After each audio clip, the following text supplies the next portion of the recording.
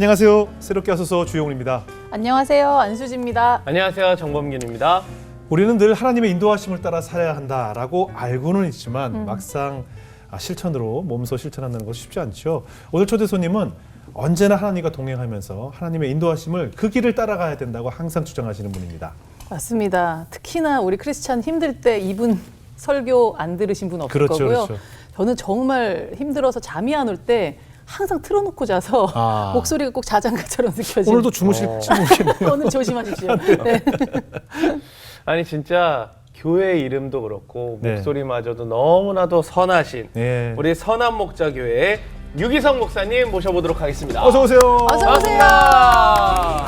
안녕하세요. 안녕하세요. 안녕하세요. 직접 뵙다니. 네, 감사합니다. 네, 안녕하세요. 반갑습니다, 목사님. 고맙습니다. 여기 수지 씨가 늘 잘 때 목사님 설교 테이프를 틀어놓고 잠이 안 오는 분들이 많이 들으신다고 하는 이야기 듣습니다. 그러니까 또 한편으로 또 잠이 잘 온다는 얘기인가요? 그러니까 사념이 없어지고 하나님 생각으로 아. 이렇게 천사가 재워주듯이 저는 정말 톡톡히 감사드려야 되는 그래요. 부분이 있습니다. 많은 분들이 저도 시리에 빠져 있을 때 목사님 어. 설교를 듣고 많이 힘을 얻었던 기억이 나네요. 저도 오늘부터 좀 들어야 되겠네요.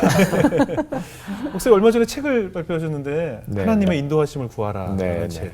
제목 그대로 저희가 이제 알고는 있거든요. 하나님의 네. 인도하심을 구하라. 네. 구하는데 네. 사실 어떻게 구하고 어떻게 인도하심을 따라야 할지 모를 때가 참 많아요. 네, 네. 좀 구체적으로 네. 어떻게 따르면 될까요? 그 많은 성도들이 예. 가지고 있는 고민이에요. 네네. 하나님의 인도하심을 구해야 하는데 네. 실제로는 자신이 없는 겁니다. 하나님이 나를 정말 인도해 주실까? 네. 그게 엄청나게 많은 사실 성도들의 그 신앙적인 방황이기도 합니다. 네, 맞습니다. 그래서 이제 그 책을 찾아 쓰게 된 거예요. 네. 코로나19로 인해서 굉장히 어려울 때 예. 성도들이 막상 주님과의 관계가 분명치 않은 것을 깨달았어요. 네. 그동안엔 교회 중심으로 그저 목사님 만나고 교인들 만나고 그렇게 신앙생활을 해왔다가 네. 이제는 혼자서 주님 인도함을 받아야 되니까 예. 그래서 그 시리즈로 성도들에게 말씀을 전해야 되겠다 네네. 해서 말씀을 전하고 이제 그 책을 낸 거죠. 예. 가장 중요한 핵심은 예. 주님이 정말 내 마음에 계신 것을 확실하게 믿는 거예요. 예. 이제 그 믿음이 눈이 열리는 것과 아닌 거의 차이입니다. 예. 그래서 그 책에서 정말 우리를 인도하시는 주님이 함께 계시는 것과 예. 그리고 믿음으로 주님의 말씀을 듣는 귀를 기울일 때 분명하게 깨닫게 되는 것에 대해서 하나하나 그렇게 풀어 교우들에게 설명을 드렸던 겁니다. 그런 이야기들을 모아서 책으로 쓰셨군요. 네. 오늘 목사님 간증을 나누면서 하나님께서 또 우리 목사님은 어떻게 인도하심으로 하나님의 인도하심을 따르는지 한번 이야기를 나눠보겠습니다. 네. 목사님 인터뷰를 제가 보고 놀란 것이 우리가 어렸을 때 왜 장래 희망 같은 걸 적잖아요. 그런데 네. 보니까 장래 희망이 1번도 목사, 2번도 목사, 3번도 목사셨더라고요. 네. 저랑 정반대셨어요. 저는 1번도 목사 아니면 돼, 2번도 목사만 아니면 돼, 3번은 목사는 절대 안 되었거든요. 네. 이분도 네. 그랬을 것 같은데요. 어땠어요? 저는 이제 장래희망 자체를 쓰지 않죠. 큰일 납니다. 근데 어린 시절에 어떻게 이렇게 목사를 꿈꾸셨어요? 저는 저 목사의 집안의 맏아들이에요. 예. 저 할아버님도 목사님이고 아버님도 네. 목사님이고 그 제가 이제 태어나고 집안에서 저는 당연히 목사다 그렇게 예. 그냥 구별해 놓으셨더라고요. 아. 그러니까 제가 이제 말귀를 좀 알아들을 때부터 가만 보니까 저는 목사가 되어야 되더라고요. 그런데 이제 참 부담스러운 게 부담스럽죠. 목사가 되기 싫은 거예요. 그죠. 왜냐하면 아버님 목회하는 걸 보니까 예. 행복해 보이지 않아요. 그렇죠. 그래서 네네네. 저는 목사 되기 정말 싫은데 예. 목사가 돼야 된다고 하니까 예. 사실 그게 엄청 마음에 눌림이었죠. 네. 근데 결정적으로 제가 꼼짝을 못하게 한 것이 예. 어른들이 한결같이 하는 이야기가 예. 저 같은 케이스는 예. 목사가 안 되면 무지 매맞고 목사가 된다는 거예요. 아. 그래서 네네. 누구도 그랬고 누구도 그랬고 뭐 어느 목사님도 그랬고 뭐 예. 그래서 제 마음에 어릴 때 생각이 예. 어차피 목사가 돼야 되는 거라면 예. 매 맞고 목사가 되는 것보다 예. 그냥 나는 그냥 무조건 목사 돼야지 어. 좀 자포자기한 듯한 느낌이죠. 그래서 그냥 저는 장래 희망 다른 거 없다. 뭐 3순위까지 있을 이유도 없는 그런 심정이었던 거죠. 아니 이렇게 저도 사실 아버지가 목회하시는 거 보면 이제 너무 힘드신 것 같고 그래서 나는 목사는 못하겠다. 목사님만큼 못하겠다 이런 생각 참 많이 드는데 어린 시절에 어떻게 자라셨어요? 아버님의 모습이나 이런 걸 보실 때. 뭐 한마디로 말하면 굉장히 마음의 상처가 많았죠. 그렇죠. 예, 교회에서 어른들의 모습이 비치는 그렇죠. 저에게 이 교회라는 이미지 또 예수 믿는 성도의 이미지는 사실 굉장히 부정적이었죠. 네, 그죠? 그 얼마나 힘들었는지에 대해서는 뭐 일일이 다 말씀을 드리는 게 좀 적합지 않아도 보입니다. 네네네. 그런데 이제 저희 어머님이 제가 신학교 다닐 때 예. 이제 심장병 악화로 세상을 떠나셨어요. 예. 한마디로 얼마나 아버님의 목회의 삶이 힘드셨나. 그 어머님의 그 일찍 세상 떠나시는 일을 통해서 한마디로 말할 수 있겠지요. 그 정도로 사실 쉽지 않았어요. 그걸 어려서 다 보고 자라야 네, 되니까. 네. 그만큼 힘들었던 거죠. 근데 네. 그러면서도 참 이상한 것은 예. 그렇게 힘들면 네. 그러면 아버지가 틀림없이 나는 목사 되지 말라고 할 것 같은데 네. 당신이 저렇게 힘드니까 그렇죠. 네. 넌 하지 마.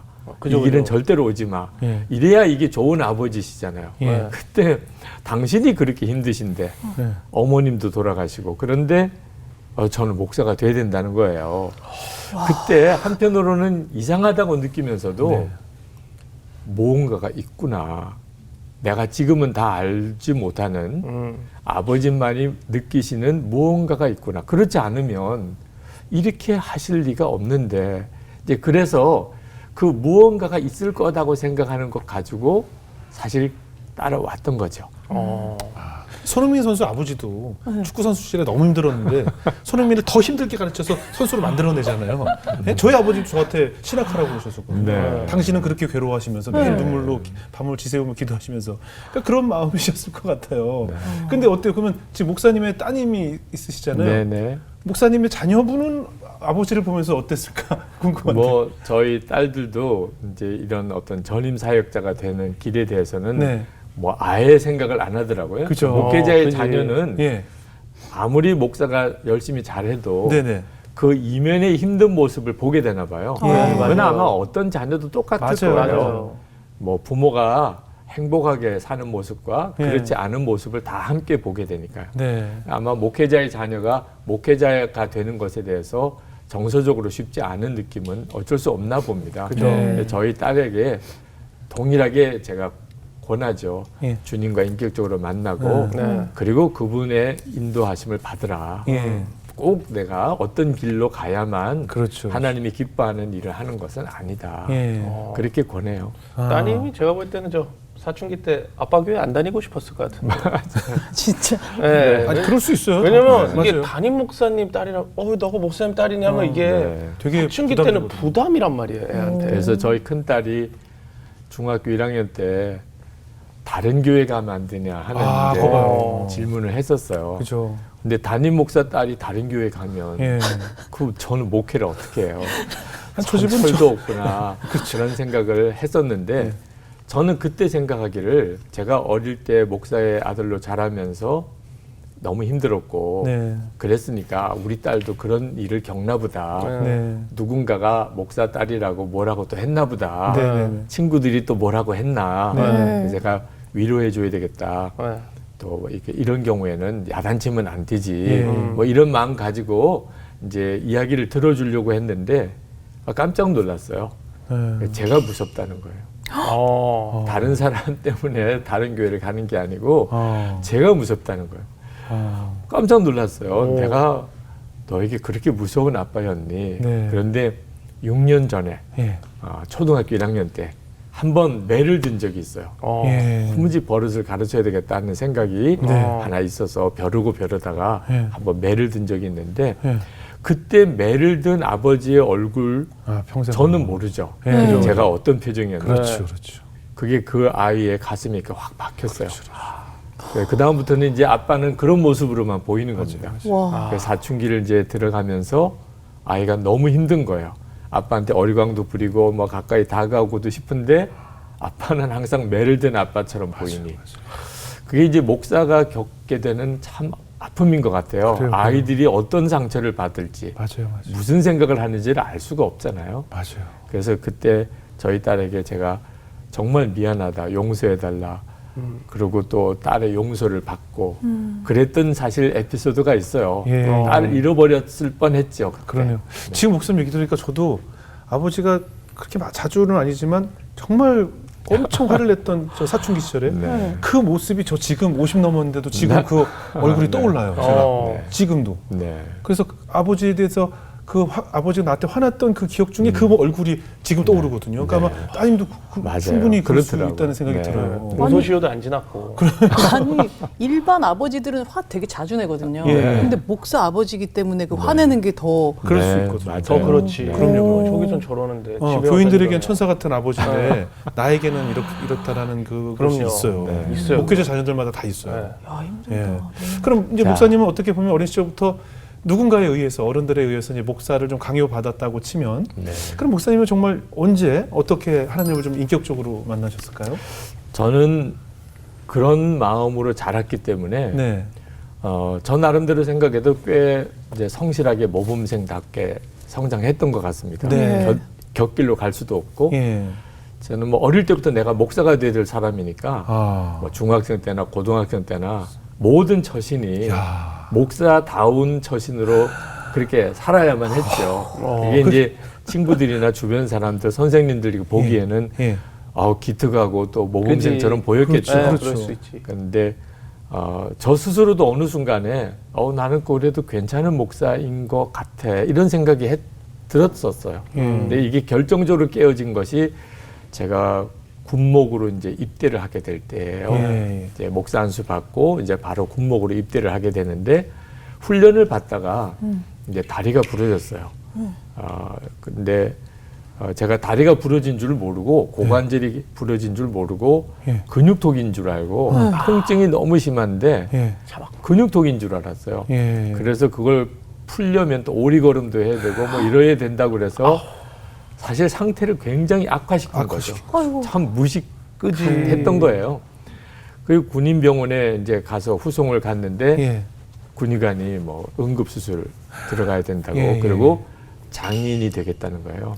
이제 수술을 아무리 잘해도 상태가 너무 안 좋아서 장애인이 될 수밖에 없겠다. 예. 저에게는 상상이 안 되는 일이었어요. 그죠. 한 번도 그런 생각 해본 적도 없고 네. 장애인이 된다. 근데 문제는 그때 제가 하나님을 찾기보다는 아버지를 찾았어요. 수원에서 목회하시는 아버지. 실제로 나를 도와줄 분은 아버지였어요. 아버지가 손을 써서 빨리 나를 뭐 서울 또는 큰 병원에 제대로 수술을 받으면 장애인이 되지는 않지 않을까 이런 생각밖에 없었어요. 예. 그런데 그때 당시에 이 장교 후보생인 제가 그 군인 병원에 야전병원에서 바깥에 연락할 방법이 없어요. 결국은 밤 11시가 넘고 이제 나 혼자서 수술 대기실에 네. 남아 있을 때 그때서야 하나님 생각이 나는 거예요. 하나님이 기적적으로 뭔가 역사를 해주시면 이런 생각이 그때 드는 거예요. 그러나 하나님을 만날 수 있을까? 네. 하나님이 내게 무슨 역사할 수 있을까? 이건 안 믿어져요. 그렇지만 정말 큰 소리로 아무도 없는 대기실이니까 네. 큰 소리로 하나님 하고 불렀어요. 예. 아무 대답이 없구나. 세 번째 부르고는 그냥 속에서부터 눈물이 터졌어요.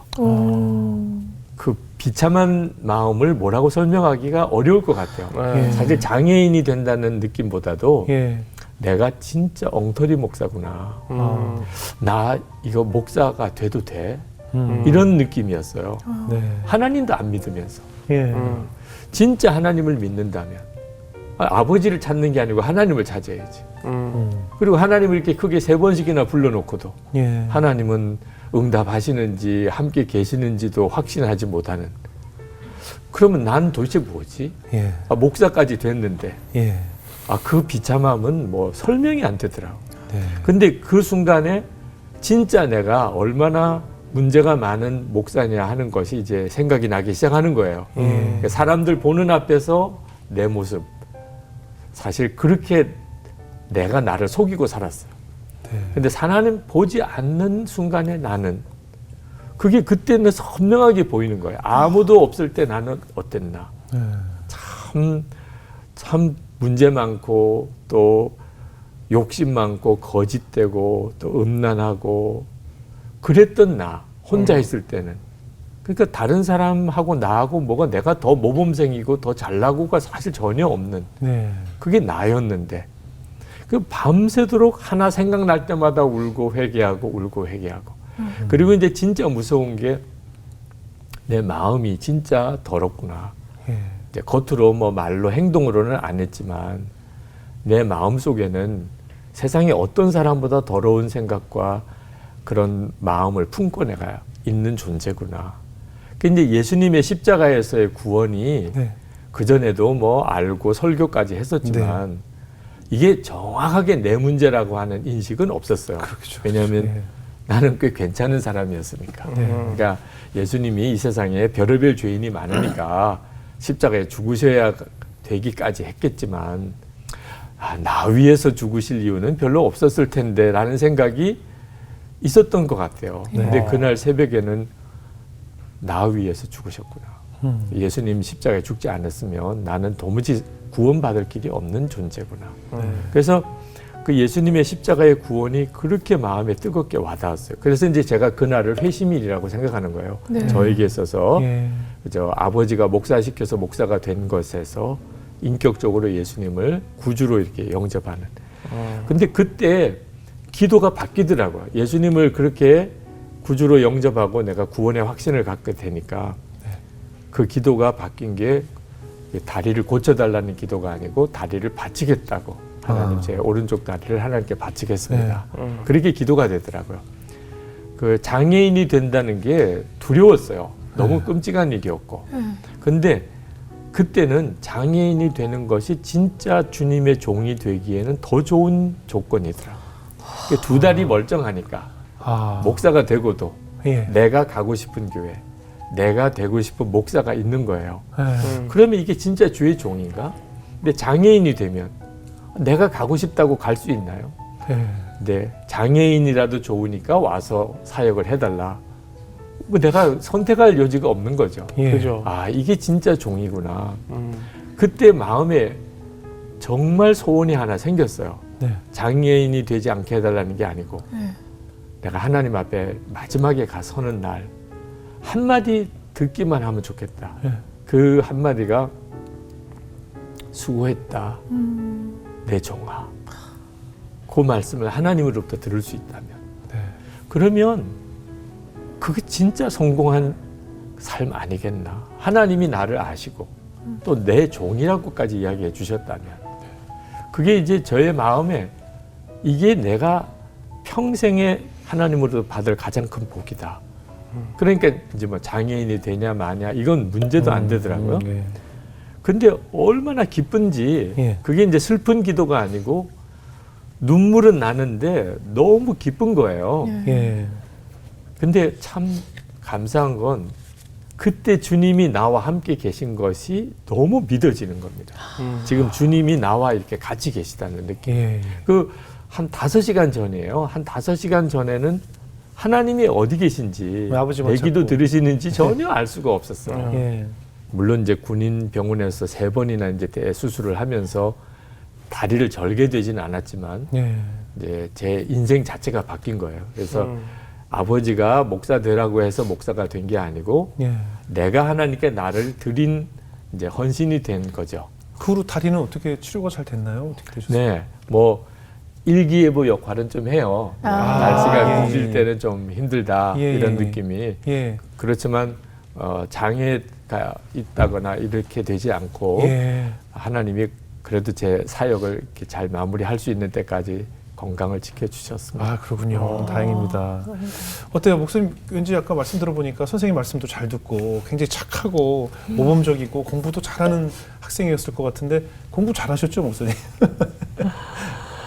그 제가 학교 다닐 때 다 학생들이 예. 다 이제 열심히 공부하잖아요. 네네. 근데 저는 이제 목사가 되기로 작정하고 네. 그리고 이제 신학교를 가기로 네. 이제 해보니까 신학교는 공부를 그렇게 많이 안 해도 되더라고요. 그죠. 이제 기본적인 이제 요구되는 성적이. 네. 그런데 마음에 공부를 못해서 신학교 갔다는 말을 듣지는 말아야 되겠다. 예. 좀 이상한 생각이 들었어요. 예. 그러다 보니까 이제 선생님이나 다른 친구들이 예. 얘가 말은 목사가 되고 신학교 간다고 아. 하지만 예. 딴 생각이 있나 봐. 의대를 하고 그렇지 싶어 않고 하는구나 이렇겠죠. 그렇지 않고서 네. 저렇게 공부할 리는 그렇죠. 없지. 뭐 그런 이야기를 이제 들어서 사실 막상 나중에 신학교 갈 때는 좀 예. 어려움이 있었어요. 왜요? 공부를 잘한다는 평가가 목사가 되는 일에 그게 꼭 필요한 평가는 아니거든요. 근데 나도 모르는 사이에 내가 공부는 잘한다는 생각을 하게 된 것 같아요. 그래서 신학교도 그런 성적으로 들어가고 졸업도 하고 또 이제 그런 뜻에서 이제 본 대학원에 그냥 신대원에 가도 되는데 예. 이제 독일어 시험도 하나 더 보고 본 대학원에 이제 진학도 하고 네. 저 나름대로 은근히 이제 내가 예. 공부는 잘해. 네네. 공부 잘하지만 나는 목사가 되는 길을 간 거야. 어. 이제 이런 생각이 제게 있었던 것 같아요. 네. 근데 진짜 주의 종이 되는 길에는 이런 생각은 굉장한 걸림돌이 되는 거거든요. 그러니까 주님이 보시기에는 별로 좋은 일이 아니에요. 네. 사람들이 말하기에는 뭐 그것도 좀 사람을 이제 스펙으로 내세우는 볼 수죠. 예. 일이기도 하고 저도 철없을 때는 누가 공부를 잘했는데도 신학교를 갔다고 하면 네. 아유 뭐 그런 말씀 하지 마시라고 하면서도 속으로는 은근히 그럼요. 아유 한 번 더 이야기해주면 그지. 좋겠는데 그게 기분이 뭐 좋지. 이런 생각을 다 알아. 다 네. 알지 마, 이런 목사님 거. 너무 솔직하신 것 같아요. 그런 마음이 제 안에도 있으니 네네. 사실 그런 걸 은근히 기대하고 네네. 나를 내세우는 조건으로 생각했었던 것 네. 같아요. 근데 결정적으로 하나님이 너 안 되겠다 네. 이런 생각을 하셨는지 예. 제가 대학원 이제 3학기까지 공부를 하고 예. 이제 마지막 이제 논문학기 들어서는데 그때가 이제 제가 부목사로 일할 때예요. 예. 예, 부목사로 교구도 목회를 해야 되고 대학원 이제 논문도 써야 되고 네. 저에게는 참 굉장한 참 압박감이더라고요. 예. 그래서 하나님께 마지막 등록을 앞두고 하나님 이 둘을 다 잘하게 해주세요. 그러면 당연히 그런 기도가 나오는 거죠. 그죠. 교구 목사도 참 흠없이 네. 교인들이 허전하지 않도록 잘 돌보고 또 논문도 잘 쓰게 해달라고. 그때 하나님이 저에게 전혀 뜻밖의 응답을 주시는데 예. 그러면 너 석사학위 포기하라. 오. 그거 나에게 바치라. 그런 응답을 주시는 거예요. 다 왔는데. 진짜 안 들었으면 좋을 만한 응답을 받은 거예요. 이게 하나님의 말씀일까? 그래서 아버님께도 은원 드리고 이제 주변 사람들에게도 그런 고민을 이야기를 했어요. 예. 하나님이 저에게 석사학위를 바치라는 마음을 주시는데 근데 한결같이 그건 잘못된 생각이야. 예, 잘못된 예. 응답이야. 그렇죠. 앞으로는 목사가 그렇죠. 석사가 아니고 박사도 해야 될 그래야 목회를 할 수 있는 시점이야. 예. 그런데 이건 말도 안 돼. 저도 이제 충분히 그렇다는 점에 동의를 했어요. 그렇지만 저 개인적으로는 그 문제가 걸린 거예요. 내가 은근히 나는 공부를 잘했어. 이런 생각을 가지고 있는 것이 하나님께서 기뻐하지 않으시는구나. 그래서 너 석사학위도 없는 목사로서 목회할 수 있겠니? 이렇게 물으시는 것 같은 느낌이 든 거예요. 네. 그러고 생각하니까 제가 하나님께 뭘 바쳤다는 게 별로 없더라고요. 예. 목사가 되면서 주의 종이 된다고 하면서도 나는 하나님께 뭘 바쳤나. 다 좋은 평가 듣고 칭찬 듣고 그리고 사실 여기까지 온 건데 하나님이 너 석사학위 바치라 이렇게 할 때 이게 왜 내게 이렇게 부담이 되나. 네. 사실 부담이 될 수밖에 없는 것이 목사들도 이제 어디 가서 소개를 하거나 또는 어떤 인지가 와서 이제 이력서를 내거나 하게 네네. 되면은 이제 학력이 나와요. 네네. 언제 어디까지 공부했는지, 네네. 유학은 갔다 왔는지, 네네. 무슨 뭐 박사학위는 있는지. 아. 근데 저는 학사 자격증밖에 없는 거예요. 네. 신학 대학교 졸업, 신대원도 졸업을 못한 그런 이력을 가지고 내가 앞으로 어떻게 목회할 수 있을까? 저로서는 정말 난감한 일이더라고. 그래서 토요일이 이제 등록 마감 날인데 금요일에 아주 열병이 나요. 나요? 네, 온 몸이 막 열이 펄펄 끓는데 고민이 너무 되니까 그런지 도무지 뭐 일어날 수도 없더라고. 그래서 네. 그날 교회에서 철야기도의 날인데 제가 인도도 못하고 그냥 누웠어요. 네. 근데 철야 기도의 시간에 기도는 해야 되겠더라고요. 그래서 무릎을 꿇었는데 기도가 안 나와요. 뭐가 이렇게 마음에 정리가 돼야 기도가 나오는데 뭐 속삭이를 바치겠다든지 아니요 하나님 저 끝까지 할게요 라든지 뭐 기도를 해야 되는데 아 마음은 정리가 안 되고 정말 끙끙 앓기만 하다가 주여라고 이렇게 입을 열었는데 석사하기 바치겠습니다. 나도 모르게 그냥 그 기도가 나와요. 네. 하나님이 마치 제 앞에서 제 입에서 그 고백이 나오기를 아주 저를 주목하고 보시는 것 같은 느낌이에요. 네. 그 말을 안 하면 진짜 죽을 것 같은 느낌이에요. 그러니까 그 고백을 하나님께 드리고 그리고는 그냥 정말 이불에 꼬꾸라졌어요. 네. 사람이 꼭 목숨이 끊어져야 죽는 건 아니더라. 하고 싶은 걸 하지 못할 때, 또 하기 싫은 걸 해야 될 때, 그때가 죽는 것 같아요. 네. 지금 생각하면 부끄러워요. 그 막 이불을 쥐어 뜯어가면서까지 울었던 네. 그 모습이 그게 뭐라고. 근데 그때는 그 심정이었어요. 그죠. 그리고 하나님이 나를 좀 제대로 된 교회 목회는 안 시키시려는 모양이다. 그냥 이렇게까지 정리하게 하시는 거 보니까 그런 마음도 들기도 하고. 그래서 참 많이 울었는데 참 이상한 거는 그렇게 울고 열이 다 내린 거예요. 우와. 네, 몸이 그냥 갑자기 다 정상으로 돌아온 것 같은 느낌. 마음은 너무 편안하고. 그리고 참 잘했다. 그런 생각이 드는데 주님이 하신 말씀 같아요. 잘했다. 더 대답 잘했다. 그리고 이제 토요일 날 가서 이제 자퇴 원서를 썼죠. 학교에서는 무슨 일인가 싶은 그렇죠. 생각이 그렇죠. 드는 것 갑자기. 같아요. 자퇴 3학기까지 끝나고 갑자기 자퇴를 하겠다니 네. 부목사 생활이 힘들어서 그러냐 뭐 네. 학교 교회에서 허락을 안 해줘서 그러냐 뭐 근데 대답을 못 하겠더라고요. 네. 대답을 해도 이해를 못 할 것 같고 그렇게 해서 이제 마무리했던 적이 있습니다. 그래서 하나님께서 제 마음속에 주님보다도 더 우선시 되는 것에 대해서 이렇게 하나님이 다루셨던 것 같아요. 그래서 많은 분들에게도 그렇게 권해드리고 싶어요. 주님을 믿을 때 정말 주님을 분명하게 믿어야지. 그래야 주님이 정확히 이끄시는 삶을 살 수 있다는 거예요. 네. 근데 많은 성도들이 그 점에 대해서 주님 한 분이면 충분하다는 명확한 결론을 못 내고 있으니까 네. 자꾸 불필요한 문제 때문에 갈등을 겪다가 어려움을 겪더라고요. 저는 저를 받아줄 교회가 없는 줄 알았어요. 예. 대학원도 졸업을 못한 경우에는. 근데 지나고 보니까 예. 학위 문제는 물어보지도 않아요. 예. 제가 담임 목사 처음 나갈 때 부산에 그리고 안산에 올 때 지금 선한목적에 올 때도 네. 그래서 제가 어느 장로님이 저를 청빙하시길래 저는 사실 대학원 학위도 없습니다. 네.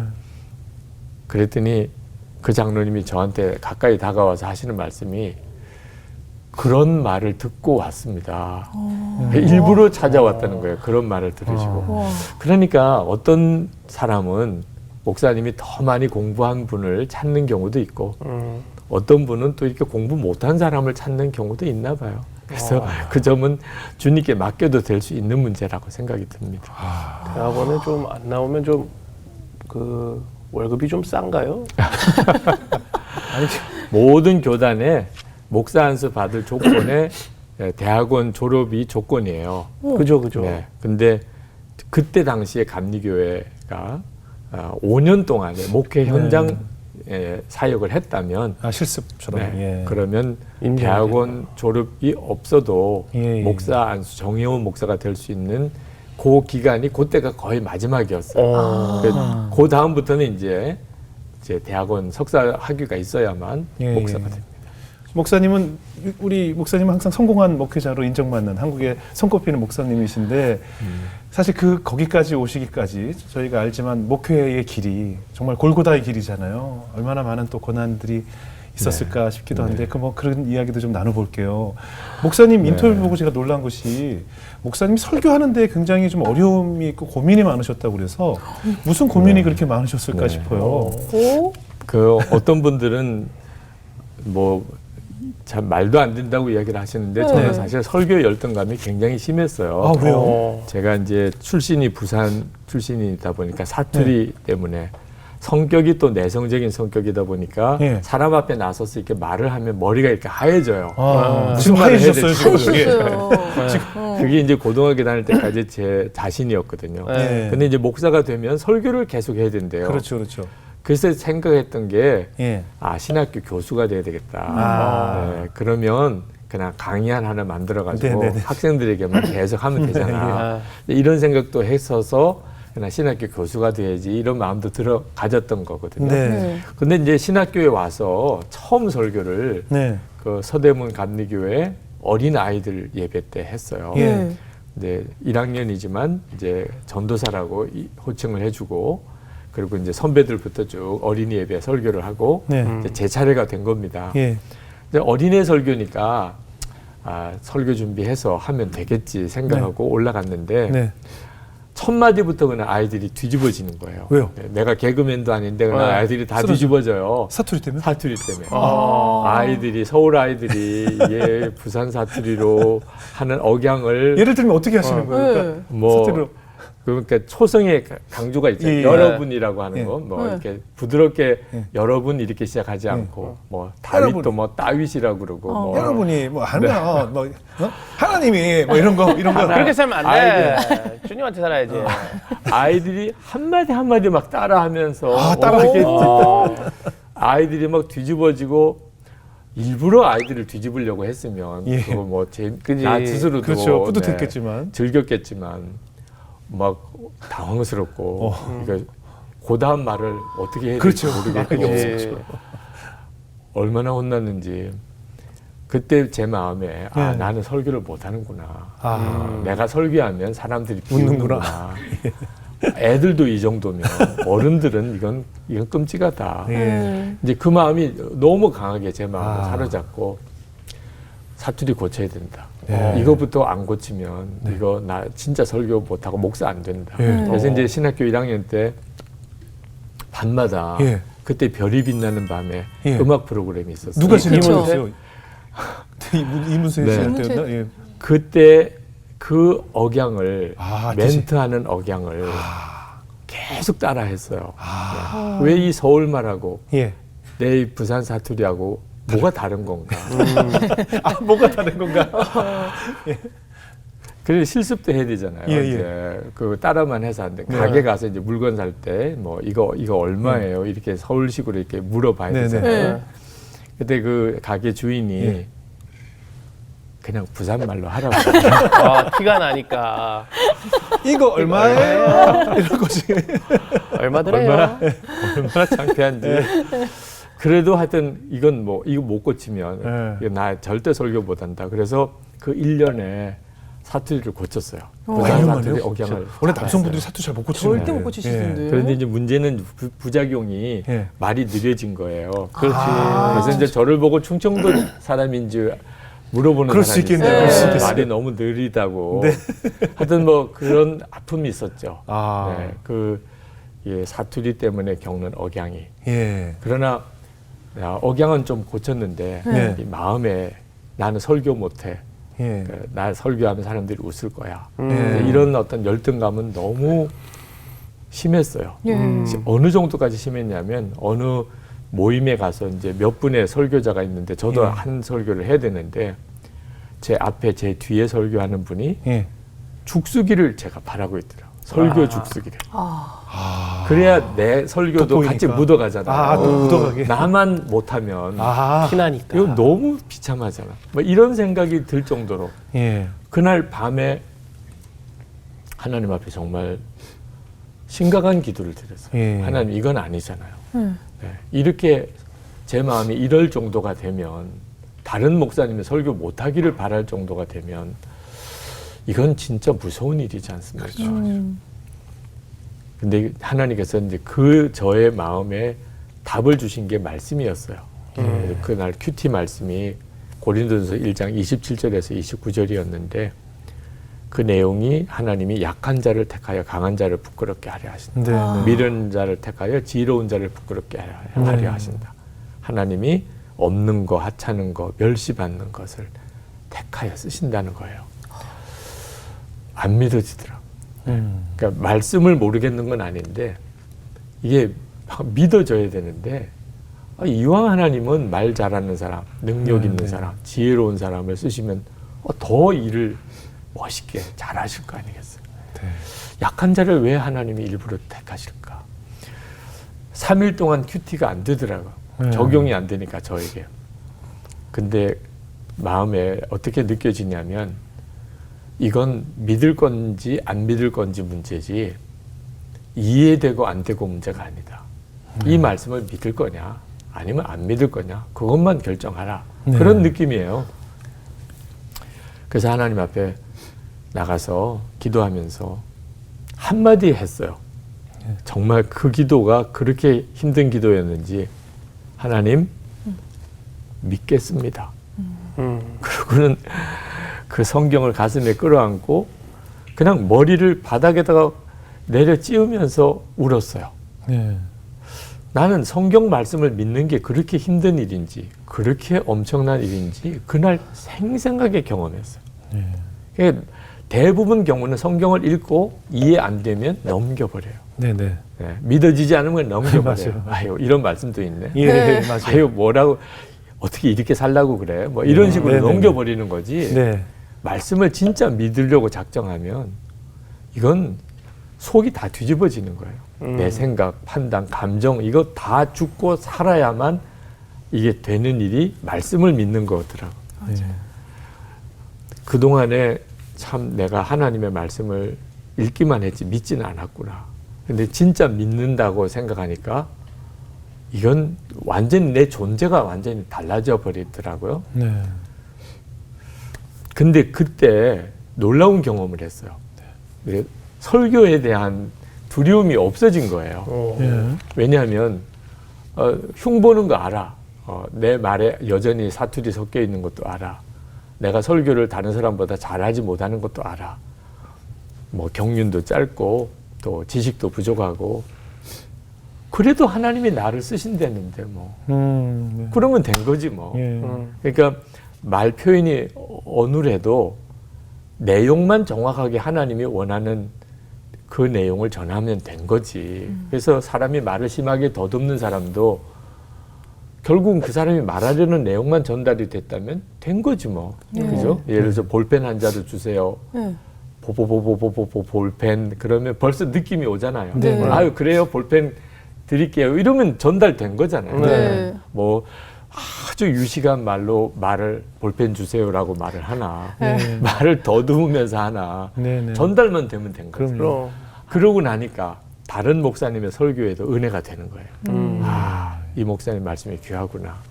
비교를 안 하니까 하나님이 나는 나대로 쓰신다니까 네. 그때부터 뭐 설교할 때 누가 좀 웃고 비웃는 듯한 표정이 있어도 그냥 괜찮아요. 왜냐 나 같은 사람도 쓰신다니까. 예. 그래서 지금까지 설교자가 된 거야 이렇게.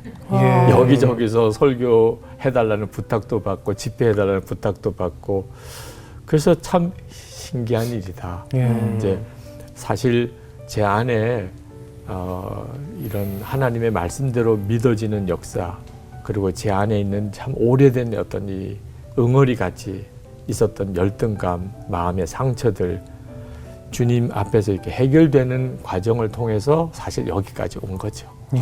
그러고 보면 제가 잘나서 뭐 유명한 목사가 된 건 아닌 것 같아요. 네. 그냥 정말 말씀을 그대로 믿으려고 했고 예. 그리고 나를 통해서 주님이 말씀하신다는 것을 정말 믿고 순종의 걸음을 디뎌왔더니 예. 어느 순간에 여기에 온 거예요. 사실 저는 많은 분들이 목사님은 목회를 잘하신다. 그게 솔직히 안 믿어졌어요. 제가 예. 목회를 잘할 리가 없다고 생각했기 때문에요. 예. 근데 자꾸 그렇게 이야기를 하니까 왜 이런 말을 하는 거지? 이런 생각을 했었던 적이 있습니다. 예. 그리고 이제 깨달았어요. 아, 그래서 그렇구나. 저는 어릴 때 워낙 아버님이 어렵게 힘들게 목회하시는 것을 보았거든요. 네. 그래서 목사가 되는 길은 저렇게 힘든 길이다. 예.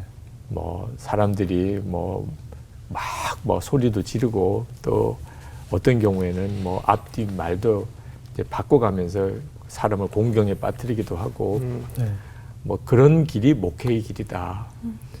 그렇게 생각을 하고 목사가 된 거거든요. 네. 근데 목회를 하면서 그런 사람들을 만나요. 그러면 힘든 게 아니고 반가운 느낌까지 들 정도예요. 그러니까 어릴 때 보았던 그 권사님, 어릴 때 그렇게 힘들게 했던 그 장로님이 전혀 다른 모습으로 이렇게 나타난 것 같은 느낌이, 그래, 이런 거였어. 그래서 내가 힘들었었지. 예. 그래서 오히려 그냥 반갑다는 생각도 들더라고요. 예. 당연하지 뭐. 근데 오히려 편안할 때, 대접받을 때, 네. 누가 뭘 잘해주겠다고 할 때, 네. 그때 두려운 마음이 들어요. 예. 이건 아니었는데, 이렇게 되는 건 아니잖아. 그래서 너무 조심이 되는 거예요, 그때는. 네. 그러니까 목회가 잘 될 때는 두렵고, 네네. 목회가 막 힘들 때는 당연하고, 내가 그렇게 반응하는 것을 보고 사람들이 저분이 목회를 잘하시네 이러시더라고요. 네. 깜짝 놀랐어요. 그래서 사람들이 나를 목회를 잘한다고 하는 것에 기준이 예. 힘들 때는 그냥 당연하게 받아들이고, 또 뭐가 잘 될 때, 편안할 때는 그걸 오히려 두렵게 여기는 거. 예. 좀 아픔에, 어릴 때부터의 아픔에 상처가 저를 그렇게 만들기도 했다고 생각은 들지만, 네. 그 상처가 사실 저에게는 목회에 대한 굉장히 중요한 소명이 된 거죠. 예.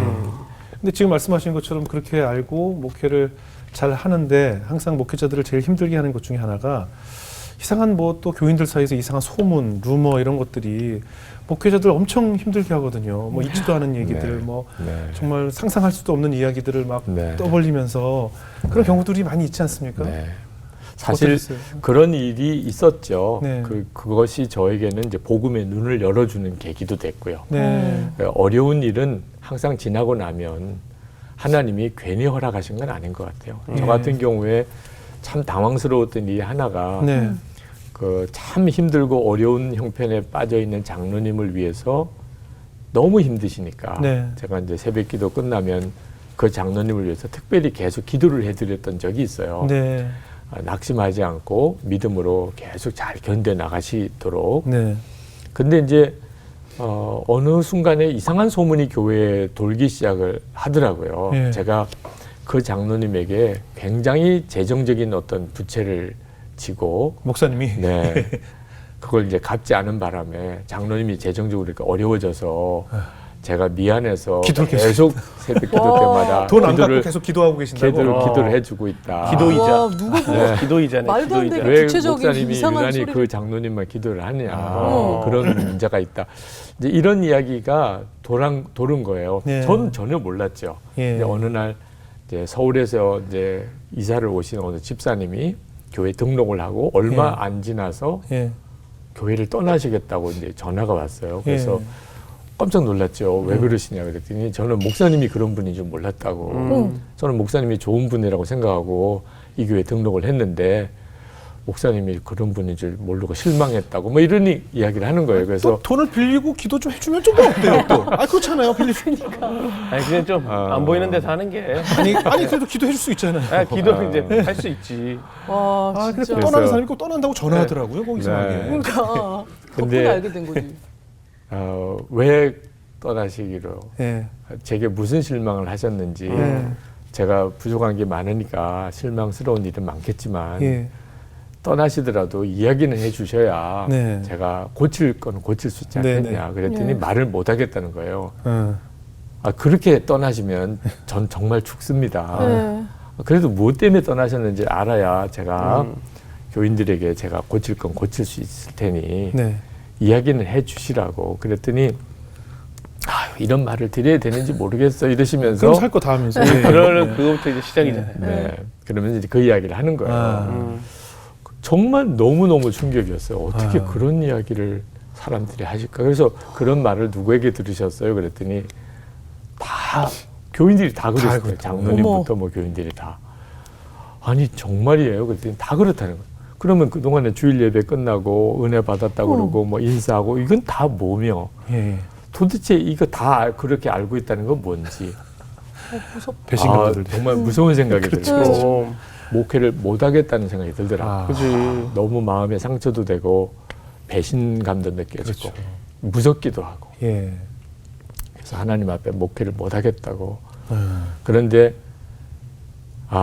제 마음속에 밝히기는 해야 되겠다. 목회 그렇죠. 그만두더라도 도대체 그런 소문의 발상지를 말을 꺼낸 사람이 누군지 또 내가 그런 일이 없다는 것을 예. 일단 해명이라도 해야 되지 않냐. 네네. 근데 하나님이 허락을 안 하시더라고. 하나님께서 절대로 누가 그런 말을 했는지, 네. 누구에게 그런 말 들었는지, 뭐 이렇게 절대로 묻지 말라. 사실 그렇게 했다면 저는 아마 그 교회에서 더 목회를 못했을 거예요. 네. 용서해라, 뭐 사랑하라 이런 설교를 어떻게 해요? 제가 네, 실제로 막 그렇게 막 정말 무슨 해치고 수사하는 다니는데. 형사처럼 교인들에게 뭐 누구한테 들었어요, 뭐 네. 당신은 또 누구에게 들었어요 이랬다가는 네네. 나중에 그분들한테 어떻게 제가 또 설교를 하겠어요? 예. 생각해 보니까 하나님이 못하게 하시는 이유가 있다는 생각도 들었어요. 예. 근데 문제는 죽을 것 같은 거예요. 그지. 네, 해명도 못하고 그렇게 이중적으로 대하는 것을 그냥 받아만 줘야 되고 여전히 설교해야 되고 이걸 어떻게 하나 말이에요. 근데 그때 성경에 예수님과 함께 우리가 죽었다는 것과 예수님의 생명으로 산다는 복음을 하나님이 저에게 선명하게 깨우쳐 주셨어요. 그래서 이제 드렸던 기도가 나는 죽었습니다. 저는 내가 죽고 예수로 사는 십자가의 복음을 알고도 나는 죽었다는 고백을 명확하게 못했어요. 근데 그날 하나님 앞에 그 기도밖에 할 게 없어요. 하나님, 저 유기성이는 죽었습니다. 근데 그렇게 한 10번쯤 고백을 하고 이상할 정도로 편안한 마음이 왔어요.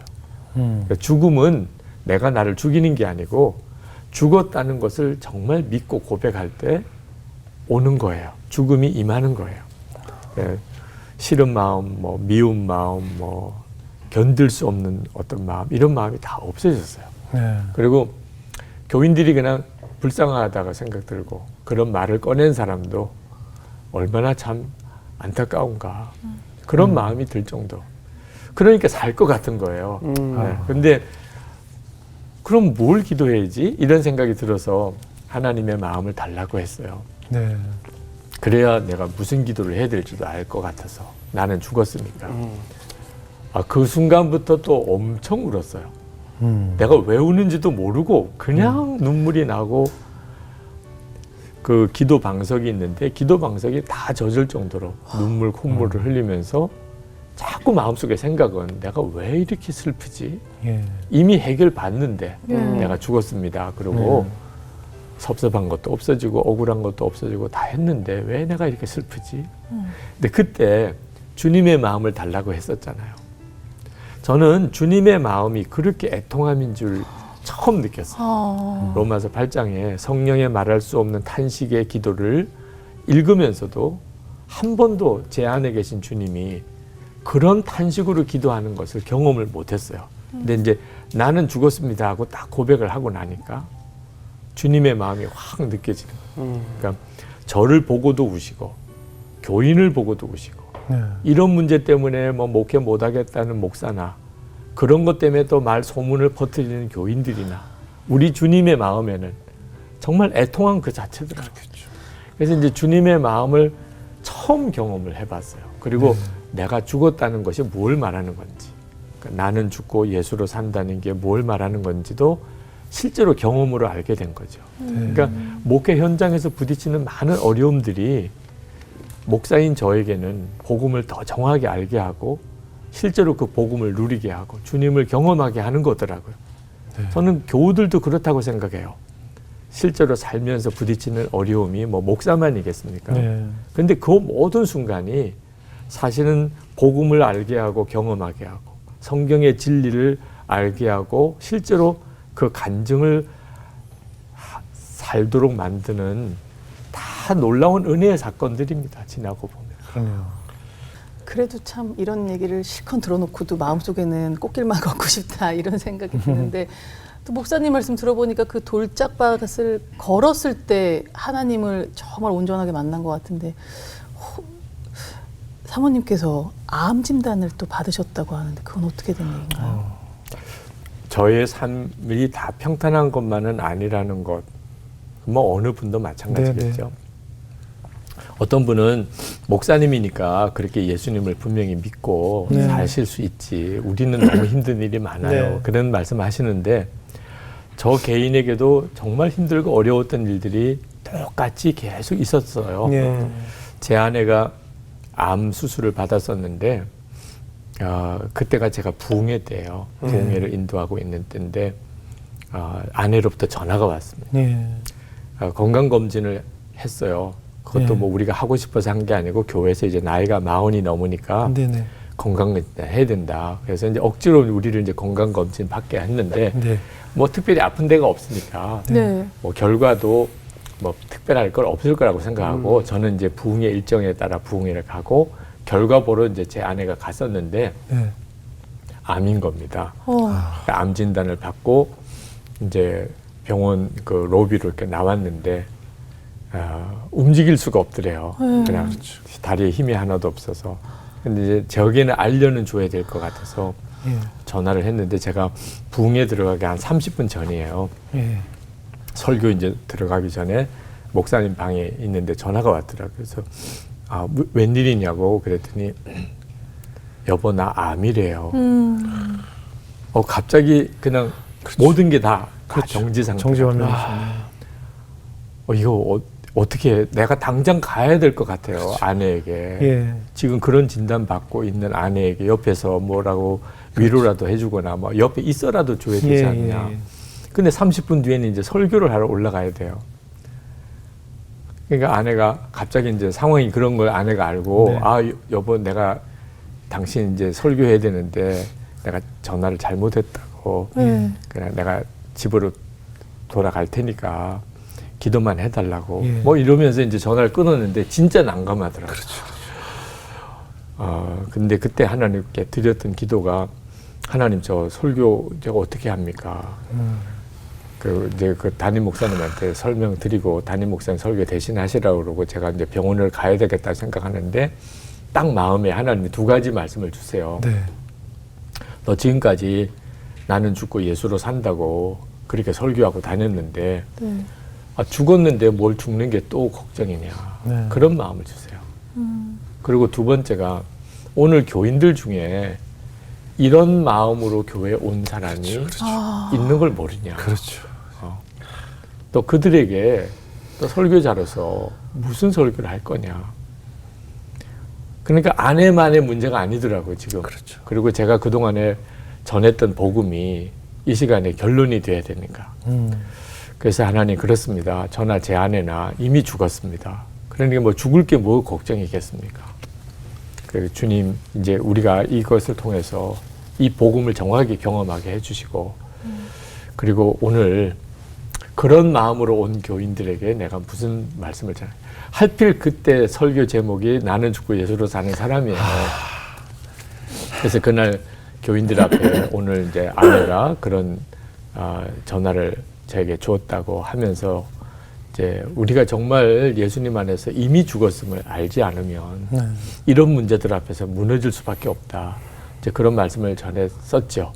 그리고 이제 그날 저녁에 이제 급히 집에라도 가서 아내를 만나야 될 것 같아서 이제 목사님에게 양해를 구하고 내일 새벽기도 때 맞춰서 오겠다고 하고는 이제 집으로 달려갔죠. 그래서 아내에게 무슨 이야기를 할까 고민하면서 이제 갔는데 아내가 의외로 얼굴이 좋더라고요. 그래서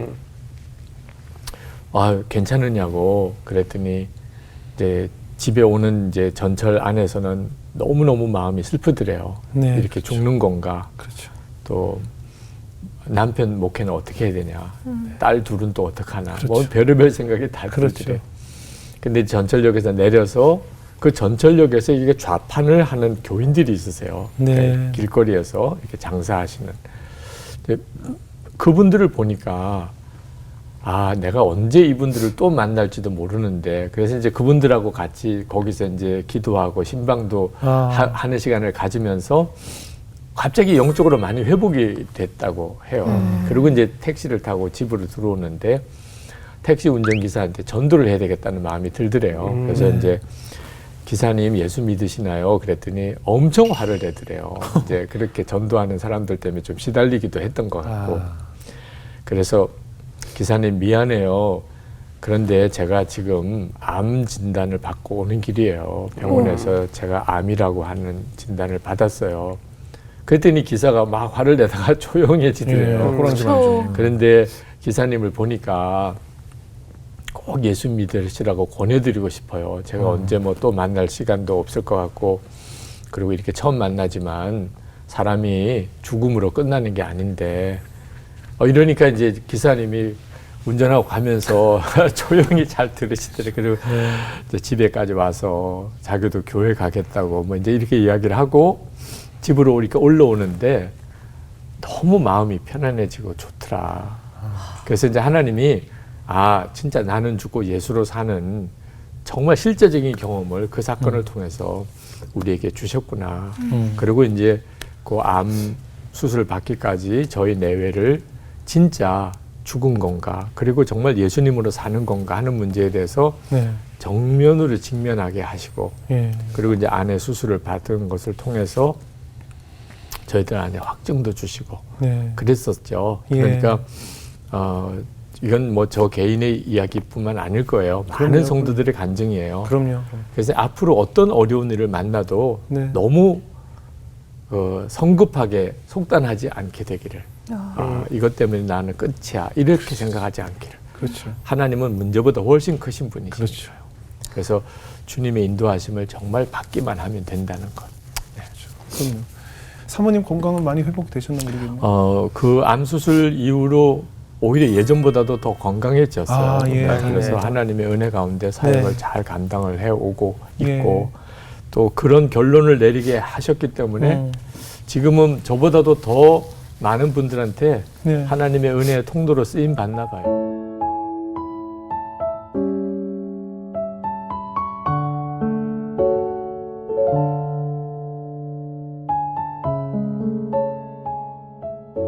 목사님 또 계속 그 예수 동행 일기라는 걸 적으신다고 해요.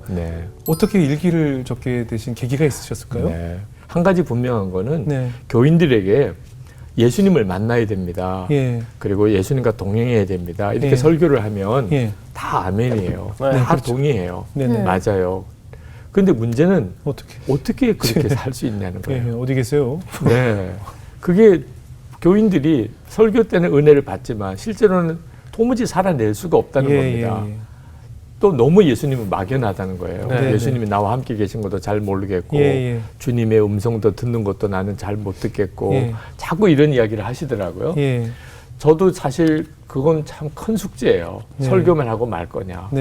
그러면 함께 살아야 되는데 이거 어떻게 함께 살아요? 살면서 아침부터 저녁까지 공동생활을 같이 하면 그나마도 주님과 동행하는 삶으로 훈련도 할 수 있을 텐데 이것도 현실이 아니고, 그때 하나님이 저에게 일기를 쓰면서 계속 주님과 동행하는 삶을 살고 그걸 지속하기 위해서 같이 뜻이 맞는 성도들이 나눈 방에서 인터넷에서 일기를 서로 나누는 이 예수 동행 일기 사역에 대해서 놀라운 도전을 주셨어요. 그래서 이제 인터넷이라는 상황이 나쁜 소식만 전하는 도구로 쓰이지 않고 우리가 주님과 동행하는 매일매일의 기록을 서로 나눌 수 있도록 그렇게 웹사이트도 만들고 또 휴대폰에 앱도 만들고, 그래서 이제 성도들이 예수님과 동행하는 삶을 매일 점검하고 훈련도 하고 또 실제로 그렇게 사는 사람이 모범도 보이고 이럴 수 있는 이제 영성 훈련 과정이 만들어진 거죠. 지금 교인들과 함께 하고 계신 거예요? 교인들에게 실제로 한 3개월 동안의 과정을 남자 성도들만 모아서 해봤어요. 그랬더니 일기를 안 쓰시는 분들, 하라고 해도 안 쓰시는 분들이 있어요. 그런 분들은 똑같아요. 근데 하라고 하니까 하시는 분들은 그 한 3개월 동안에 엄청난 변화가 일어나요. 어떤 분은 이제 아내 몰래 비자금을 숨겨놓고 사시는 분. 왜일까? 어디다 숨겼냐고 그랬더니 비닐에다 넣어서 장판 밑에다 숨겼다. 그런 방법이 있는 줄 몰랐어요. 어디다 숨겼을 것보다 왜 숨겼을까가 궁금하지 않아요? 뭐 이유가 있겠죠. 그런데 이제 예수 동행일기를 예. 이렇게 쓰시다가 보니까 예. 그 장판 밑에 있는 돈을 쓸 일이 없더래요. 어. 전에는 항상 안에 몰래 쓸 무슨 일이 있을까 봐 있었는데, 예. 거기다가 두었는데 예. 이게 늘 일기를 공개하면서 이렇게 살다 보니까 아. 그런 일이 없어진 거예요. 뭐 그러니까 쓸 일이 있으면 아내한테 이야기하면 되고. 그쵸. 예. 나중에는 걱정이 예. 이러다가 내가 갑자기 사고로 죽으면 이 장판 돈 누구한테 가냐. 아내가 발견해도 시험이 될 거고 이 사람 돈 숨겼네 이러고. 예. 아내가 발견하면 그나마 다행인데 가정생활에 보탬이 그렇죠, 되니까. 그렇죠. 이삿짐센터 아저씨가 이사 가버리고 나면 이삿짐센터 아저씨.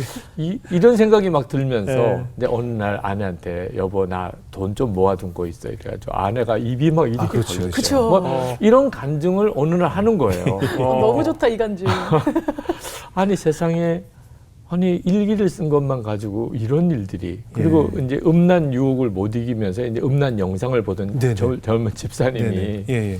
이 고등학교 때 음란물 이제 보고는 갑자기 거기에 그냥 확 사로잡혀 가지고 지금 아내도 모르고 목사인 나도 모르고 뭐 직장 동료도 모르고 그렇게 자기 음란물에 중독처럼 이렇게 지내고 있대요. 근데 예.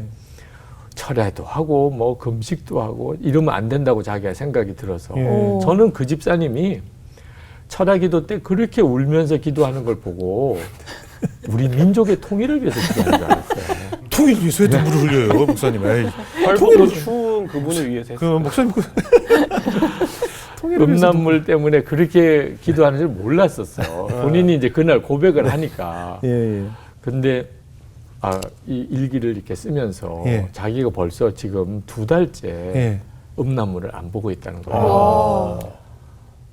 세상에 이게 무슨 일이야 이런 생각이 들더라고요. 그래서 이제 그 해부터 교인들에게 여러분 예수 동행일기를 한번 여러분들 써보십시오. 그때는 영성일기라고 표현을 했는데 네. 그래서 이제 일기를 쓰는 일을 시작을 하면서 예. 교인들에게 실제로 주님이 함께 계신 것과 네. 주님을 의식하는 생활을 꾸준히 예. 살아가는 훈련을 하게 된 거죠. 예. 네. 뭐 요즘은 손으로 적지 않으니까 휴대전화들을 많이 맞아요, 사용하잖아요. 맞아요. 뭐 이렇게 휴대전화로도 할 수 있나요? 그래서 스마트폰으로도? 이제 처음에는 PC에 예.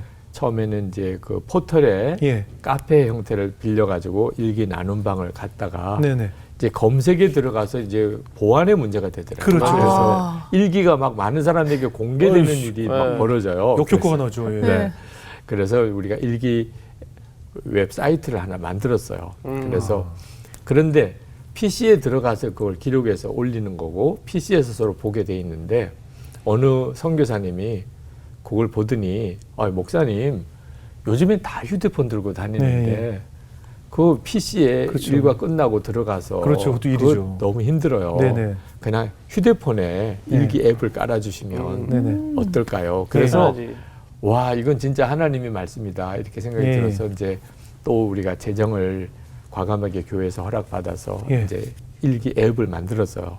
그래요? 예수 동행 일기라고 하는 앱을. 그럼 그래서 이제 저희들도 사용할 수 있는 거죠? 그럼요. 와. 그래서 이제 누구나 다 뜻이 그래요? 맞는 사람들끼리 우리 일기를 서로 나누며 살자. 그러면 아. 거기에 가입해서 예. 나눔방 개설해가지고 그렇게 쓰시면 돼요. 아까 예수 동행 일기 치면 앱스토어에 네. 나와요? 네. 그거 받아야겠. 전 지금 따로 유료 무슨 일기장 하나 받아서 오. 이렇게 뭐 적고 있었는데 일기 앱도 있죠. 예, 그죠? 있어요. 네, 근데 네. 예수 동행 일기라고 치면 나오는군요. 어. 나누지 않고 혼자 그냥 이렇게 해도 되죠? 그럼요. 예, 난 나누기 절대 싫어요. 공개 안 돼요. 본인만 공개하고 싶은 일기는 공개할 수도 있어요. 실수로 공개되고 이러진 않죠? 네. 네. 혹시 누가 볼까 봐. 그럴 거면 그냥 종이에 쓰세요. 종이에 아, 그러게. 쓰든가 머리에 쓰세요. 아니 우리 수지 씨랑 범규 씨가 그래서 오늘 방송 전에 우리 작가분이 좀 부탁을 해서 미리 그러셨구나. 예수 동행 일기를 좀 적어서 네. 오늘 와달라고 네. 부탁을 드렸대요. 네. 네네. 오늘 가져오셨죠? 네네네. 그러셨구나. 네, 저는 어떤 네. 건지 몰라요. 어떤 네. 내용인지. 네. 그럼 누구 범규 씨부터 한번 그래, 제가 먼저 뭐 소개할 수 있을까요? 네. 범균의 영성 일기.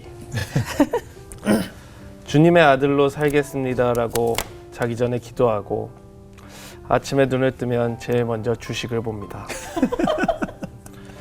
주식에서 수익을 내면 꼭 11조를 착실히 하겠다고 기도하는데 주님이 원하는 건 11조가 아니라 아들이 주님을 알기 원하시는 걸이라는 걸 깨달으며 기도하며 다시 느끼게 됩니다. 상한가를 기도하며 주님 마음 상하게 해드린 저를 용서하여 주시고 다시 안아주세요. 이렇게 기도를 네. 써봤습니다. 아, 정말. 네. 어떻게 범규 씨 먼저 네. 어떻게 잘 뭐 썼나요? 정말 그런 거죠. 네. 오늘 내가 얼마나 주님을 의식했나. 의식했나? 사실 이제 처음 눈 뜰 때부터 예. 아침에 눈을 떴을 때 예. 내가 주님이라고 불러지는가. 예. 주님이 함께 계신 게 진짜 믿는다면 예. 사실 눈 뜨고 제일 첫 그렇죠, 번째 그렇죠, 대상이 그렇죠. 주님이니까. 근데 그것부터 이제 일기에서 한번 훈련을 해보는 건데 네네. 이렇게 이제 어떤 내 삶의 오늘 하루에 중요한 어떤 이슈를 네. 주님을 의식하면서 기록해보는 스타일로 일기를 예, 쓰시기도 해요. 네. 이제 저희 교회 같으면 이렇게 일기를 썼으면 그 밑에 이제 댓글들이 쭉 달리죠. 함께 나누는 분들이 계세요. 네네. 그분들이 뭐 주식이 어떻게 올랐냐 내렸냐 궁금하기도 하고 그래서 근데 참 묘해요. 이렇게 일기에 댓글이 달리는 걸 통해서 아, 나 혼자가 아니구나. 네. 그리고 그분의 일기도 내가 함께 보게 되고 그러면서 좋네요. 이제 그러니까요. 그 다음 날 일기를 쓸 동기가 되죠. 그러네요. 예전 싸이월드 있을 때 거기 그죠, 일기장 일기장 있었어요. 그래서 있었어요. 댓글 달고 그런 거 같은 맞아요. 거네요. 그러니까 어떻게 보면 뭐 기도 제목을 올릴 수도 있고 네. 여러 가지 나눌 수 있는 일기들을 올릴 수가 있네요. 우리 수지 씨 동행 네. 일기 한번 들어볼까요? 네. 아, 저는 그러면은 저희 유튜브 채널에 댓글 좀 달렸으면 맞아요. 좋겠네요. 네. 네. 코로나 이후에 늘 비슷한 상황 가운데 요즘 며칠 동안은 갑자기 찾아오는 무력감과 허무함에 마음이 많이 흔들렸습니다. 좁은 작업실에서 혼자 연습하고 영상을 올리면서도 음악이라는 끈을 잡고 있는 것만으로 행복하다고 생각했던 제게 갑자기 고개를 드는 어두운 기운이 많이 당황스러웠습니다.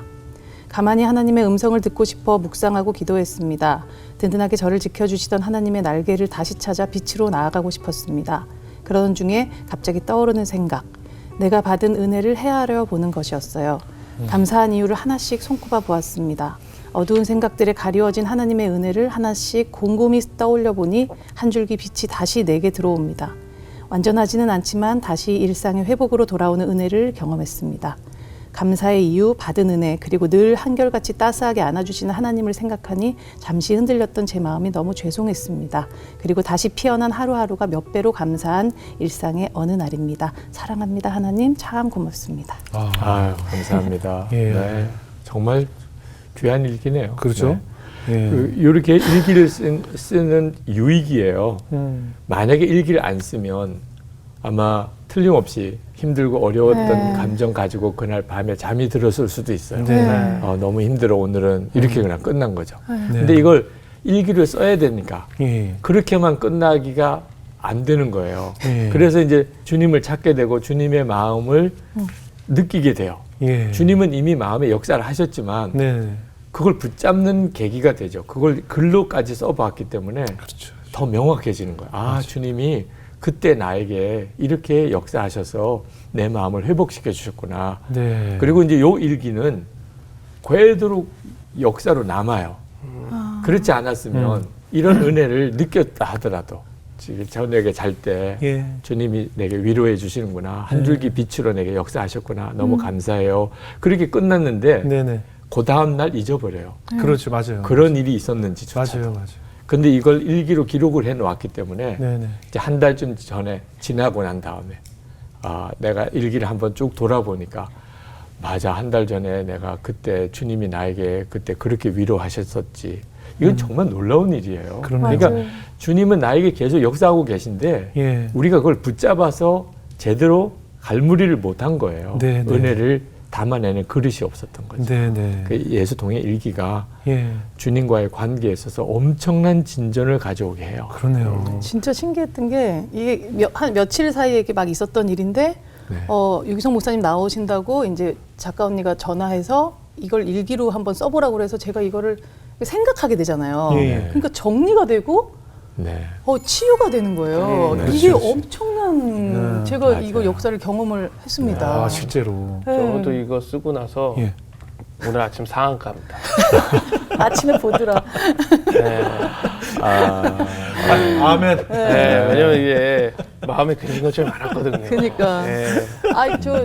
우리 사회자님도 네. 어제 일기 좀 공개해 주세요. 전 일기는 안 안 썼는데. 썼어요? 아니 네. 거기다가 어디다? 뭐 앱에다 쓰신다고. 저는 이제 하려고요. 네. 저도 하려고. 저는 이제 네. 사실 그 다른 SNS 같은 거를 이렇게 네. 아이들 사진도 올리면서 그 약간 일기처럼 했는데 물론 하나님 감사합니다 한 줄로 그냥 하고 말았지만 굉장히 지금 수지 씨 얘기처럼 내가 잊고 그냥 지냈던 내 무의식 속의 하나님, 그리고 늘 내 옆에 있다고 믿지만 잊어버리고 있었던 그 주님의 존재를 늘 순간순간 기억하고 떠올린다는 것이 얼마나 의미 있는 것인지를 오늘 네. 깨우치게 돼서 저는 오늘 방송 녹화하고 마치자마자 바로 시작을 할까 지금 생각 중이에요. 네. 아마 저도요. 이 방송을 보신 분들도 아마 이 방송을 보신 분들끼리 앞으로 우리가 서로 공유하고 네. 댓글 달고 네. 서로 좋아요. 기도해주고 하면 얼마나 좋을까 하는 생각이 네. 드네요. 네. 계속 상종각지기 바래요. 네.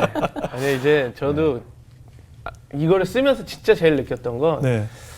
아, 주님이 제가 11조 정확하게 잘할게요라고 원했던 그 마음을 원하신 게 아니고 차라리 이거 들여다볼 시간에 맞아요. 나를 한번 봐주길 바랬던 그렇죠, 거 그렇죠, 아니었을까라는 그렇죠. 걸 제일 많이 느꼈어요. 맞아요. 그런 체험을 하게 되더라고요. 그러네요. 그러니까 주님이 나에게 생각으로 주셨는데 네네네. 명확하지 않았어요. 네네네. 근데 이걸 글로 쓰다 보니까 맞아요. 아, 주님이 이렇게 말씀하신 거구나. 이게 참 놀랍더라고요. 예, 그러니까 안 썼으면 그냥 없어져 버렸어요. 주님이 나에게 어서 메시지를 주셨는데 예. 뭔가 이렇게 느낌은 있었어요. 그래 그걸로 끝이에요. 대부분 많은 성도들이 주님의 인도하심이 막연하다고 생각하세요. 근데 예. 실제로 이 동행일기를 이렇게 써보시면 네. 자기가 쓴 일기 속에 예. 주님이 자기에게 주시고 싶은 말씀이 들어가요. 네네. 그래서 이제 나중에 내 일기를 돌아보면 그렇죠. 읽어보다 보면 눈에 탁 들어와요. 그 부분이. 아, 그때 주님이 나에게 이렇게 역사하셨고 말씀하셨구나. 네. 그래서 굉장히 놀랍죠. 네. 이게 정말 10년, 20년 후가 돼서 돌아본다면 이게 네. 그냥 내 인생의 전기가 될 그렇죠. 것이고 네. 나의 히스토리가 될 것이고 주님이 어떻게 날 인도하셨는지가 그대로 다 나와 있는 네, 역사가 되지 맞습니다. 않겠습니까? 네. 근데 이 예수 동행 운동이 이 선한 목자 교회뿐만 아니라 해외에서도 지금 함께 하고 있다는데 어떻게 네. 함께 하고 있나요? 지금 예수 동행 운동 자체가 예. 지금 가까이에는 이제 네. 대만에서 이제 가장 먼저 대만에서 예수 동행 운동이 같이 시작이 됐고요. 아, 예. 그리고 그 다음이 이제 중국 대륙에 예. 그래서 대만어로도 번역이 되고 중국 대륙어로도 번역이 되고 세미나도 중국 대만 분들이 오셔서 목회자들이 세미나도 했고요. 일본에도 번역이 돼서 일본에서도 세미나를 했고요. 와. 인도네시아는 인도네시아 현지 사역자들 중심으로 예수 동행 운동이 그렇게 진행되고 있고요. 그리고 이제 이 일이 이제 미주에 있는 우리 한인교회, 또 호주에 있는 우리 한인교회들, 네네. 또 캐나다 이런 형태로 계속 세계에 교회 안에 다 어느 교회나 크리스천들이나 예수님과 동행하는 문제는 가장 중요한 이슈 같아요. 그럼요. 그래서 그 문제들이 그렇게 확산되어져 가네요. 그래서 예. 그 동행일기와 관련된 또 예수님의 사람 제자훈련과 관련된 책들이 네네. 뭐 지금 스페인어 번역이 되고 있고요. 예, 그렇게 예. 번역이 되고 있어요. 아, 네. 그렇군요. 네. 아, 정말 이 방송도 사실 전 세계로 나가니까 아마 맞아요. 방송 보시고 많은 분들이 또 동참하지 네. 않을까 싶은 생각이 들었습니다. 오늘 마지막으로 그 목사님 쓰신 책 중에 네. 이기지 못할 네. 시련은 없다라는 네, 네. 책이 있잖아요. 네. 근데 사실 시련 중에 있다 보면 이게 과연 이겨질까? 이 시련이 도대체 언제 끝이 날까? 코로나 상황은 도대체 언제 끝이 날까? 네. 맞습니다. 나의 어려움은 언제 끝이 날까라는 네. 매일매일 스스로에게 그런 질문을 하고 하나님께 질문을 하는 성도분들이 네. 참 많을 것 같아요. 네. 목사님께서 이 책을 쓰시면서 네. 하시고자 했던 메시지는 어떤 네. 이야기였을까요? 코로나19 때문에 쓴 책이 이 두 권이에요. 네. 이기지 못할 시련은 없다. 네. 또 하나님의 인도하심을 구하라. 예. 처음에 저도 그랬고 한국 교회도 그랬고 한국 네. 교회 성도들이 이렇게 길게 갈지도 모르고 그렇죠. 또 이렇게 충격이 클지도 몰랐죠. 네네. 그런데 그게 현실이 되면서 굉장히 당황스러워지고 네네. 그때 하나님이 저에게 가장 먼저 주셨던 메시지가 도와주세요, 살려주세요 이렇게 기도하지 마라. 이미 내가 다 안다. 예. 내가 모르는 일이 일어난 것도 아니다. 예. 그러면서 이제 하나님이 감당하지 못할 시험은 주시지 않는다. 그리고 반드시 피할 길을 여신다 네. 하는 말씀이 너무 마음에 강하게 왔어요. 그래서 이제 그때 성도들에게 이 위기 가운데서 말씀을 믿읍시다. 그래서 이제 그 시리즈의 설교가 책으로 나온 게 이기지 못할 시련은 없다예요. 그러면서 하나님이 그동안에 우리 교회와 우리의 삶, 저에게 주셨던 그 시련이 나를 넘어뜨릴 것 같고 완전히 무너뜨릴 것 같았었는데 네. 오히려 그 일 때문에 더 놀라운 은혜의 역사가 일어났던 일들에 대한 고백들도 하게 하시고 그 다음에 이제 하나님께서 하나님의 인도하심만 구하라. 그리고 언제 어떤 상황이든지 하나님이 뭘 기뻐하실까 그것만 생각하라. 이제 그래서 쓰여진 책이 하나님의 인도하심을 구하라 하는 거예요. 많은 분들이 하나님의 뜻을 알기가 참 어렵다고들 해요. 네, 네. 그런데 실제로는 하나님의 뜻을 다 알고 계세요. 네. 우리가 알기 어렵다는 것은 이제 지금 하고 있는 일이 결국은 잘 될까 뭐 이런 것에 대해서 판단이 잘 안 선다는 거고 내가 뭐 어떤 길을 진로를 바꿔야 되는데 가야 될지 말아야 될지 이게 명확하지 않다든지 뭐 이런 식의 문제예요. 네. 그리고 지금 이제 만난 사람, 집에 가족들, 뭐 이 고난이 계속 어려움이 여전히 계속되고 있는 거 이런 문제들에 대해서 좀 속 시원하게 하나님의 뜻을 알고 싶다 이런 뜻인데요. 네. 하나님은 사실 한 걸음 앞에 되어질 것만 정확히 가르쳐 주세요. 예. 사실 조금 더 멀리 될 일을 가르쳐 주시는 것이 우리에게는 궁금한 일이지만 네. 그러면 우리에게 더 해가 돼요. 예를 들어서 일주일 뒤에 될 일, 뭐 1년 뒤에 될 일을 알면 행복할까요? 아닐 것 같아요. 주식 투자도 정말 유혹 받는 일이죠. 알면 근데 행복하죠. 아니요. 다 그런데- 알면 맞아. 행복할 수가 없죠. 다 아는 거는. 그 다음에는 망가져 버려요. 그렇죠. 네. 그래서 하나님이 우리 기쁨도 없어져요. 맞아요. 그 앞에 될 일을 다 알고 난 다음에 지금 사는 것이 막 의미가 없어져 버리게 돼요. 네. 고생의 의미도 없고 또 인내의 열매에 대한 기쁨도 없어져요. 그렇죠. 근데 하나님이 그래서 한 가지만 알게 하세요. 맨 마지막에 될 일은 알게 하세요. 주님과 함께 주님 앞에 설 때 그 네. 일에 대한 것은 명확하게 알게 하시고 예. 그 중간 단계의 일들은 가르쳐 주지 않으세요. 그렇지만 한 걸음 앞에 될 일은 알게 하세요. 예를 들면 네. 도무지 나는 그 사람 용서 못할 사람이 계속 내 옆에 들러붙어 있어요. 자, 이 사람 하나님 좀 처리해 주세요. 네. 이렇게 기도하는데 네, 네. 하나님 뜻을 모르겠어. 이 사람을 왜 계속 내 옆에 두게 하시는지. 네. 그런데 그 사람에게 물어보고 싶어요. 원수도 사랑하라는 말을 모르느냐? 그러면 안 돼요. 그런 말 들어도 봤고. 예. 그럼 알고 있는 거예요, 지금 그 사람은. 예, 예. 그 사람과 관련해서 하나님 인도하심을. 네. 너무너무 모든 게 안 되고 있어요. 자, 하나님 뜻을 모르겠어요. 나 지금 예수도 열심히 믿으려고 그러는데 뭐 직장도 문제고 재정적인 문제도 지금 뭐 건강도 어렵고 이러면 완전히 무너지잖아요. 도대체 하나님 왜 이러세요? 이런 말이 나오잖아요. 그러면 한 가지 물어봐야 돼요. 범사에 감사하라는 말을 모르느냐? 예. 안 돼요, 그거는 또. 알고 있어요. 지금 뭘 해야 되는지. 어. 이 상황에서도 감사하라. 네. 그러면 하나님이 그 다음 일을 하실 수가 있어요. 근데 이미 다 알고 있으면서도 그거는 생각도 안 하려고 그러고 자기가 원하는 응답만 보여달라니까 맨 답답한 겁니다. 항상 기뻐하라, 쉬지 말고 기도하라, 범사에 감사하라. 알아요, 목사님. 믿음, 소망, 사랑 항상 있을 것인데 그 중에 제일은 사랑이라. 그런 말씀도 들어봤어요. 그럼 다 알고 있는 거예요, 사실. 오늘 내가 뭘 해야 될지. 네. 하나님의 인도하심은 막연하게 하시지 않으세요. 정확하세요.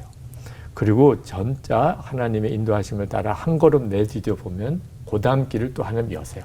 그 다음 길을 여시고 지나 돌아보면 와, 하나님이 기가 막히게 나를 이끌어 오셨구나 하는 걸 알게 되거든요. 이제 그 내용을 그 두 책 속에 담은 거죠. 그러네요. 지금 뭐 정말 눈앞이 캄캄하다고 느끼는 많은 현대를 살고 있는 분들, 네. 또 어제 뉴스를 보니까 또 이 팬데믹이 더 심해질 수 있다라는 보도들이 나와서 사실 한숨을 푹푹 쉬시는 분들이 굉장히 많습니다. 오늘 목사님 말씀이 아마 많은 분들에게 그런데 도전이 되고 희망을 주는 메시지가 아니었나 하는 생각이 들었어요. 우리 수희 씨는 어떻게 들으셨어요? 저는 워낙 제가 가장 힘들 때 목사님 설교로 살았기 때문에 네. 목사님 이 음성을 들었을 때 제가 자꾸 그때가 회고가 돼서 네, 좀 좀 눈물이 그- 나나 네, 봐요. 눈물이 자꾸 나더라고요. 근데 음. 아까 얘기하신 데 좀 깜짝 놀랐던 게 저는 목사님의 그 느슨한 톤이 너무 좋았거든요. 언제나 들어도 내 마음을 가라앉혀주는 톤인데 네. 그게 싫으셨던 적이 있다는 게 좀 놀랐습니다. 목사님 목소리 네. 짱이고요. 그 어떤 그 네. 이 속도가 사람한테 스며드는 그게 억압적이지 않고 너무 잘 들어와서 많은 사람을 살리고 있다는 거 아셨으면 좋겠습니다. 우리 동규 씨. 저는 이제 말미에 이야기하신 말씀 때문에 너무 부끄러워요. 예. 매일 기도의 처음이 도와주세요, 살려주세요거든요. 맞아요. 그리고 돌이고 지나가 보면 너무나도 진짜 잘 저를 이렇게 케어해 주셨고 저를 이렇게 안아주셨는데 근데도 참 오늘 내가 또 잠들 때 과연 나는 주님 감사합니다보다 또 도와주세요라는 기도를 또 먼저 할까 봐 너무 부끄럽고 무섭기도 한데 목사님 좀 말씀처럼 동행일기를 좀 저도 맞아요. 진짜 좀 써보고 예. 싶다라는 생각이 나요. 이제 주님 저 같이 있는 거 아니까 그 손 놓고 좀 제 맘대로 뛰어볼게요가 아니라 주님 손 잡고 걸을게요라는 거를 오늘 좀 느끼는 시간이었던 것 같습니다. 네. 저도 그 제 책장 안에 어렸을 때부터 적은 일기장이 있거든요, 제가. 네. 근데 그 제 아내가 정리하다 그걸 다 봤어요, 그거를. 뭔가 하고. 그래서 저랑 이제는 웃으면서 볼 수 있었는데 이렇게 들여다보니 어린 시절 나름대로 제가 사춘기 시절부터 성인이 돼서 나름 그때 되게 괴로웠더라고요. 막 울면서 적은 일기도 있고 뭐 여러 가지 일로 뭐 애정 문제도 꽤 많고 뭐 여러 가지로 이렇게 있는데 그때 사실 나름 굉장히 예수님이 인도하실까라는 궁금증을 가지고 적은 일기였는데 지금 읽어보니까 되게 귀여운 거예요. 네. 그때 제가 되게 귀여워요. 이런 문제 갖고 이렇게 마음 조려했구나.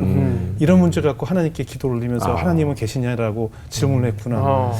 우리가 지금 태풍의 핵 속에 갇혀 있는 기분이거든요. 특히 팬데믹 상황에서는. 근데 오늘 목사님 말씀처럼 예수님의 인도하심이란 눈을 가리고 그냥 전적으로 믿는 그분이 이 태풍의 핵을 지나고 있을 때 나를 안전한 곳으로 아무 해가 없이 끌고 갈 수 있다는 그 믿음을 가지고 그 길만 따라간다면 이 핵을 지나 제가 지금 예전에 일기를 보면서 미소를 지을 수 있듯이 지금 이 상황도 얼마든지 극복이 되고 그 또한 나중에 기쁨으로 받아들일 수 있는 순간이 오지 않을까 하는 생각이 들었어요. 목사님의 약점이 그 부산 사투리고 말투였는데 그것을 사용하시는 하나님. 역시 개개인을 보면 제도 주변의 가수들을 보면 그 가수들이 제일 약점이고 단점인 것들이 그분의 장점이 되더라고요. 바로 많은 팬들이 그 점을 좋아서 그 사람을 청해 듣는 경우들이 많더라고요. 결국은 나의 약점을 들어 사용하시는 하나님께서 바로 이 태풍의 핵을 지나고 난 후에 나의 약점을 통해서 뭔가 또 일을 하실 것이다라는 기대감을 주게 된 그런 시간이었습니다. 오늘 이 시간 이후로 저도 감사합니다. 매일매일 예수님과 동행하는 것이 무엇인지 그리고 눈 뜨자마자 주님하고 하루를 시작하고 마지막 잠을 청할 때도 주님 하고 저 이제 잠을 청합니다라고 감사합니다. 하루를 마무리해야겠다라는 생각이 들었습니다. 아마 오늘 이 방송 보신 분들 우리 그 예수 동행 일기에서 다 같이 만났으면 좋겠어요. 네. 거기서 감사합니다. 만났으면 좋겠습니다. 좋습니다. 오늘 막상 귀한 간증 나눠주셔서 고맙습니다. 감사합니다. 감사합니다. 감사합니다.